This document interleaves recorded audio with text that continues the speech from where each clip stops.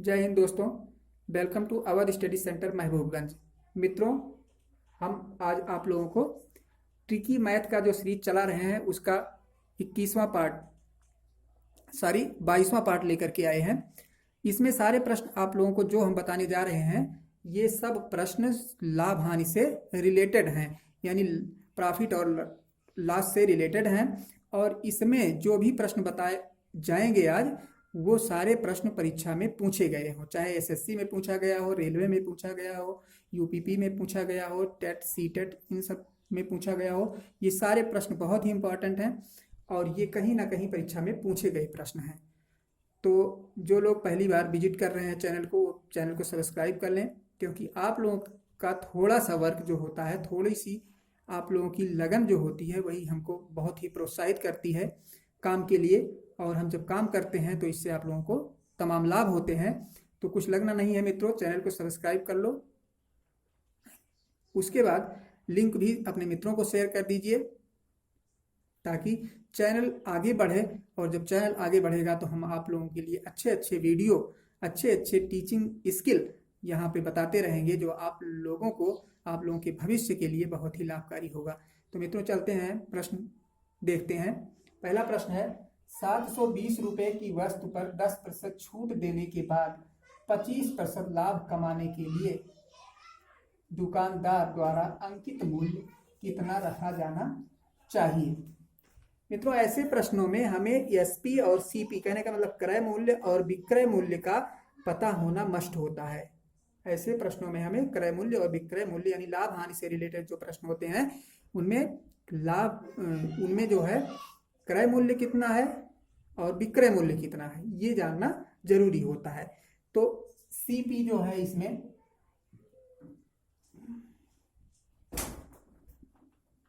एक सीपी हो गया और एक एसपी हो गया। सीपी का मतलब हो गया क्रय मूल्य और एसपी का मतलब हो गया विक्रय मूल्य। अब कह रहा है कि पहली बार कह रहा है 10% छूट। तो 100 अगर हम मान लेते हैं सीपी कितना है, 100 है, तो 10% इसमें छूट मिल जाएगा। 100 में से 10 निकाल देते हैं तो ये तो हो गया। और यहाँ पे एसपी 100 में क्या करना है, हमको प्लस कर देना है, क्योंकि वो 25% लाभ कमाना चाह रहा है। तो 25% लाभ। अब इसको हम देखते हैं, ये हो जाएगा कितना हमारा 110, यानी सीपी जो है मित्रों ये हो जाएगा हमारा 90 और एसपी हो जाएगा 125। अब देख रहे हैं हम ये अंकित मूल्य कितना उसको लिखना चाहिए, यानी इतने रुपए की वस्तु है ये, यानी जब 90 होना चाहिए तो ये कितना है एसपी कितना है 125 है। और जब यही सीपी हमारा कितना वस्तु का मतलब 720 रुपए की वस्तु का मतलब क्रय मूल्य कितना है 720 है, यानी 90 थी तो 120 था।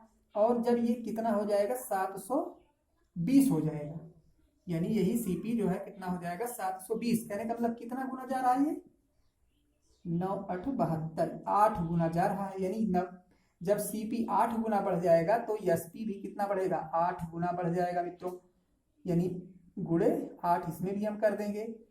तो 8 से गुणा करेंगे, 8 पंचे 40, 8 दूनी 16, 4 20 और 1 अन्नम 8 और 2 10। ये मित्रों हमारा आंसर हो गया। कहने का मतलब कितना लिखना, अंकित मूल्य उस पर कितना अंकित होना चाहिए 1000 रुपये।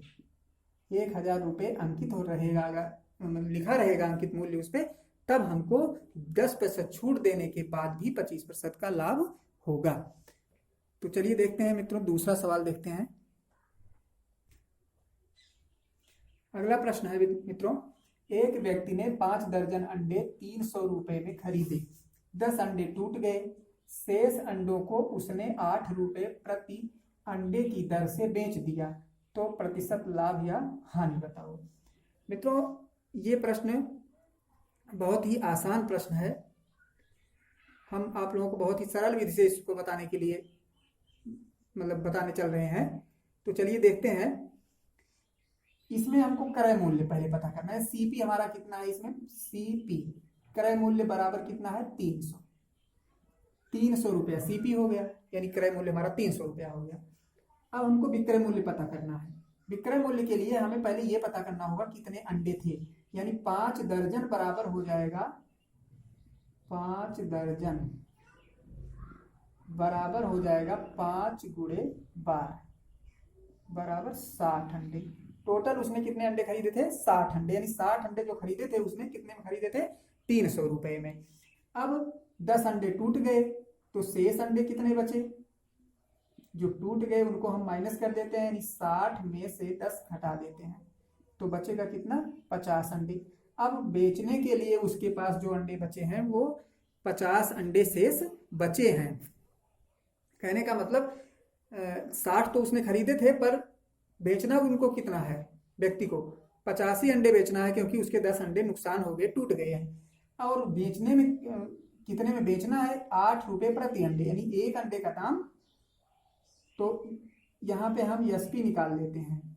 50 अंडे थे उसके पास और 50 अंडे को उसने 8 रुपए एक के हिसाब से बेचा है, तो गुणा करा लेते हैं तो ये 400 रुपया हो जाएगा। गुणा कराएंगे तो यानी 400 रुपया ये उसने विक्रय मूल्य प्राप्त किया, यानी 100 रुपए 300 रुपए में खरीदा था और 400 रुपए में उसने बेच दिया। अब लाभ मित्रों हो गया इसका 400 में से 300 माइनस करा लेते हैं तो बराबर कितना आएगा? 100 रुपया। 100 रुपया उसका फायदा हुआ, प्रतिशत लेकिन पूछ रहा है यहाँ पे प्रतिशत लाभ, तो प्रतिशत लाभ का मतलब हो गया लाभ गुणे 100 बटा क्रय मूल्य होता है। तो प्रतिशत लाभ का सूत्र है लाभ गुणे 100 बटा क्रय मूल्य। क्रय मूल्य कितना था? 300। लाभ 100 है, 100 से मल्टीप्लाई करेंगे, प्रतिशत की बात कर रहा है, काट देते हैं। ये हो गया आपका 100 बटा 3, काट देंगे 3.33। ये आपका आंसर हो गया, यानी इतना प्रतिशत उसको लाभ हुआ। 33.33% उसको क्या हुआ? फायदा हुआ मित्रों। तो चलिए नेक्स्ट प्रश्न पर। अगला प्रश्न है मित्रों, एक व्यक्ति एक साइकिल 10% लाभ पर बेचता है। यदि वह साइकिल 10% कम में खरीदे और 60 रुपए है 60 रुपए अधिक में बेचे तो 25% का लाभ होता है। साइकिल का क्रय मूल्य पता करो। मित्रों इसमें हम देखते हैं सीपी हम मान लेते हैं, यानी सीपी हमारा कितना है? सीपी 100 मान लेते हैं, यानी क्रय मूल्य 100 है तो एसपी कितना है? विक्रय मूल्य 100 पर 10% लाभ कर रहा है तो ये 110 हो रहा है, 110 हो जाएगा। अब दूसरी बार कह रहा है कि 10% कम में खरीदा होता, 10% अगर कम में खरीदा होता, पहले जितने 100 में खरीदा था, दूसरी बार कह रहा है अगर वो 10% कम में खरीदा होता, कहने का मतलब कितने में खरीदा होता? 90 में खरीदा होता अगर वह, तब हम देख लेते। तो कह रहा है उसको 25% का लाभ होता। 60 रुपए छोड़ते हैं अभी, 25% का क्या करता है? लाभ होता उसको, यानी 90 में खरीदता तो वो कितने में बेचता? तो पहले हम इसको पता कर लेते हैं कि अगर 90 में उसने खरीदा होता तो कितने में बेचता। यानी 100 में जब खरीदा था तो 110 में बेचा था, और 90 में अगर वो खरीदेगा तब कितने में बेचेगा। तो यहाँ पे हम निकाल लेते हैं 90 का, 90 गुणे 125 बटा 100, ये कट गया और यहाँ पे आ जाएगा आपका 9 पच्चीस 45, 9 दूनी 18 4 22, 9 1 9 2 11 और 10 से भाग करना है, यानी हो गया 112.5। 112.5 यानी अगर वो बेचता 90 में खरीदा होता तो कितने में बेचता? 112.5 में बेचता, तब एसपी हमारा होता 112.5 रुपए। अब यहाँ पे हम देखते हैं मित्रों कितना ये एसपी में कितना अंतर आ रहा है। तो 10 और ये हो जाएगा 2 रुपया 50 पैसा, 2 रुपया 50 पैसा जो है ये अंतर आ रहा है। ये अंतर और ये अंतर दोनों बराबर हैं, यानी 2.5 का अंतर है। तो यहाँ पे हम लिख देते हैं 60, यानी ये दोनों अंतर कि ये इतना अंतर है तो इतना अंतर पे कितना होगा। तो हम पहले इसको कितनी बार गुणा करें कि 60 हो जाए, यानी 25 को हम कितनी बार गुणा कर दें कि 60 हो जाए, ये पता कर लेते हैं। तो 60 में हम भाग दे देते हैं 2.5 से, यहाँ पे 0 बढ़ाएंगे 10 खत्म हो जाएगा मित्रों।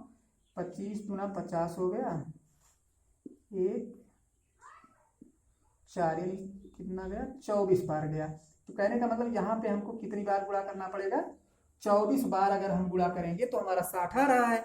तो 24 में भी इसमें भी हम क्या करेंगे, 100 में कितने से गुणा करा देंगे, 24 से, यानी यहाँ पर भी हमें क्या करना है, 24 से गुणा कर देना है। तो हमारा बराबर आ जाएगा 2400। ये मित्रों हमारा आंसर हो गया, यानी आंसर इसका निकल के आया, आंसर बराबर कितना हो गया, 2400 रुपया।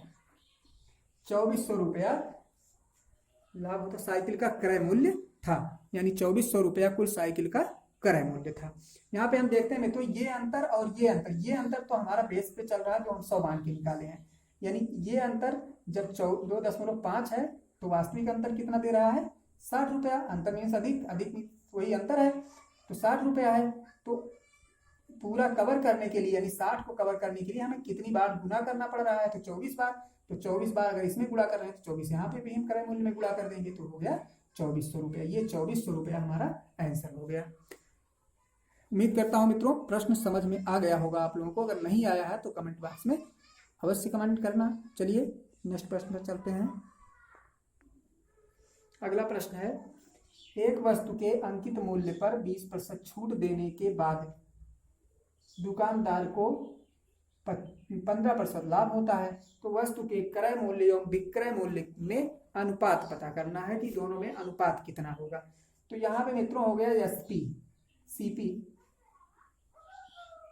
सीपी और एसपी हम लिख लेते हैं। सीपी 100 हम मान लेते हैं, तो इसमें कह रहा 20% छूट, तो 100 में से 20 घटा देते हैं, कितना बचेगा 180 आ गया ये। और इसमें 100 में कह रहा है 15% लाभ की बात कर रहा है, तो 15 जोड़ देते हैं तो हो जाएगा 115, यानी 180 और 80 और 115, ये दोनों, ये हो गया विक्रय मूल्य और ये हो गया क्रय मूल्य। मित्रों कुछ नहीं करना है, इसमें केवल हमको अनुपात पता करना है, यानी 80 अनुपात 115, इसको हम सरल कर लेते हैं। 5 से काट देते हैं 16 और 5 दूना 10, 5 तिया 15। बस मित्रों यही हमारा दोनों में क्रय मूल्य और विक्रय मूल्य में अनुपात हो गया, क्योंकि इससे ज्यादा ये सरल नहीं होगा। यही उत्तर हो गया। चलिए नेक्स्ट प्रश्न पर चलते हैं मित्रों। हाँ, अगला प्रश्न है मित्रों, एक वस्तु को 500 रुपए में बेचने पर 20% की हानि होती है, तो वस्तु का क्रय मूल्य ज्ञात करो। मान लेते हैं इसका सीपी जो है कितना है, 100 रुपया। 100 रुपये मान लेते हैं कि वस्तु का क्रय मूल्य था। अब इसमें कह रहा है 20% की हानि पे बेच रहा है, तो 20% हानि है ये, यानी हानि इसमें 20% कर रहा है, तो 20% घटा देते हैं, तो कितने में बेच रहा है, 80 रुपये में। 80 रुपया जो है ये किसके समकक्ष है, 500 के। कहने का मतलब ये हो गया कि जब 80 रुपये में बेच रहा है तो क्रय मूल्य कितना था, 100 रुपया। 100 रुपया जब क्रय मूल्य था तो वो 80 में बेच रहा है, कहने का मतलब, और जब यही 500 रुपये में बेचेगा तब कितना हो जाएगा, यही हमको पता करना है मित्रों। बहुत आसान प्रश्न है। 80 रुपये जब क्रय मूल्य, यानी क्रय मूल्य का मतलब सीपी इतना हमने माना था। अब 80 रुपया, जब ये 80 रुपया क्या है, इसका हानि के बाद जो निकला है हमारा, यानी क्रय मूल्य जब 80 रुपया था तो विक्रय मूल्य 500 रुपया था। अब इसमें हमको क्रय मूल्य पता करना है कि जब 500 रुपया विक्रय मूल्य हो जाएगा तब हमको कितना, ये विक्रय मूल्य, ये एसपी है और ये सीपी है और ये एसपी है, यानी घटाने के बाद जो आया है, क्योंकि 100 रुपया हमने माना है उसका क्रय मूल्य, तो 20 रुपया जब हानि पे बेचा कितने में, 80 रुपया, यानी एसपी कितना निकला, 80, और ये एक एसपी ये है और एक एसपी ये है, 500 है। तो दोनों में हम कंपेयर कर देंगे। अब हमको निकालना है कि अगर एसपी हमारा एसपी 80 रुपया था तो सीपी कितना था 100 रुपया। जब एसपी हमारा 500 हो जाएगा तब हमारा कितना सीपी हो जाएगा, यही हमको पता करना है। तो इसमें हम क्या करते हैं, 80 से ला करके भाग कर देंगे और 100 से गुणा कर देते हैं। इसी को हम सरल कर लेते हैं मित्रों, हमारा कुछ आंसर निकल आएगा। ये कट गया, ये 2 पंचे 10, 2 चौक 8 हुआ, 4 एकम 4, 4 दूनी 8, 2 10, 4 पंचे 20 हो गया। गुणा करा लेते हैं इसमें, 5 25, 5 दुनाई 10, 2 12, 5 एकम 5 1 6। ये इतना हो गया हमारा क्रय मूल्य। तो उम्मीद करते हैं मित्रों जितने भी सवाल आज बताए गए आप लोगों को, सारे प्रश्न आप लोगों को आ गए होंगे। अगर नहीं भी आए हैं तो कमेंट बॉक्स में ज़रूर कमेंट करिए, हम पुनः और अच्छे ढंग से पढ़ाने और अच्छे ढंग से बताने का प्रयत्न करेंगे। तो मित्रों इसी के साथ मिलते हैं नेक्स्ट वीडियो में, तब तक के लिए धन्यवाद।